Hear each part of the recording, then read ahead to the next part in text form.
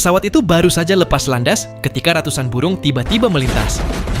Suara keras membuat seluruh kabin terdiam. Sang kapten langsung menyadari daya dorong pada mesin turun drastis. Namun para penumpang mengira itu hanya goncangan biasa setelah take off. Tidak ada yang tahu kedua mesin sudah mati total. Sampai tiba-tiba lampu kabin padam. Penumpang mulai saling melihat dengan panik. Sementara para pramugari terus meminta semua tetap tenang di kursi masing-masing. Tetapi di dalam kokpit, kapten melihat ketinggian pesawat turun semakin cepat. Menyadari situasinya semakin kritis, kapten segera mengirim sinyal darurat ke menara kontrol dan meminta izin kembali ke bandara. Menara kontrol langsung mengosongkan landasan untuk pendaratan darurat. Tapi kapten tiba-tiba sadar, pesawat tidak akan sanggup mencapainya. Kedua mesin sudah mati total. Karena itu, ia membuat keputusan yang dianggap mustahil. Dia akan mendaratkan pesawat di sungai. Menara kontrol langsung terdiam mendengar rencana itu. Karena hampir tidak ada pesawat yang bisa selamat setelah menghantam air dengan kecepatan setinggi itu. Tapi komunikasi tiba-tiba terputus total. Beberapa detik kemudian, titik pesawat itu hilang dari radar. Menara kontrol panik dan langsung meminta helikopter yang sedang mengudara mencari posisi pesawat.